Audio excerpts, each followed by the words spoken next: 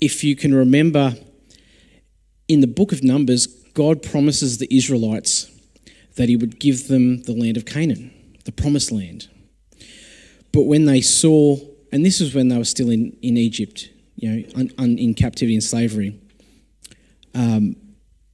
But as they were moving through, God frees them from slavery, and they send some scouts, some spies out to check out the land, and 10 of the 12 come back and say, oh, terrific, there's giants, it's crazy. 2 of them come back and say, it's a land of milk and honey, it's a fantastic opportunity, let's go.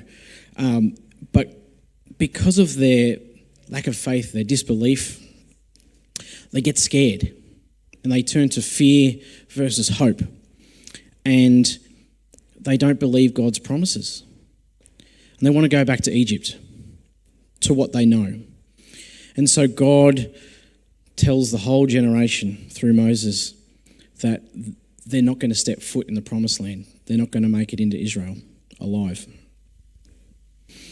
And the promised land in Psalm 95, if you could just pull up Psalm 95 there, Pete, it calls the promised land God's rest.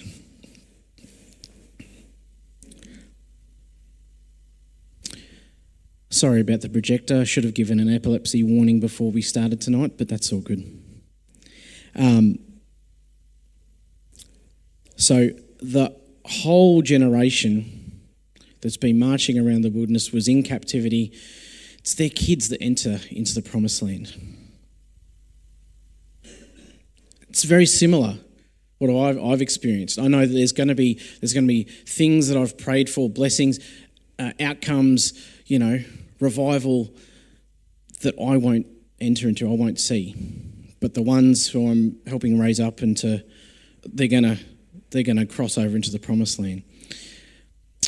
A church that I was involved in Townsville at one stage in the 50s, I think it was devoid of young people. And every week, those that could bring their grandkids along would, and they would. And back in those days, church wasn't just a quaint little hour and a half service. They went on worship, and they would get down on their knees. They would lie down prostrate and pray for a revival and for the church to be filled with youth. Today, that church has the largest youth ministry in far north Queensland. You know what I mean? So there's people.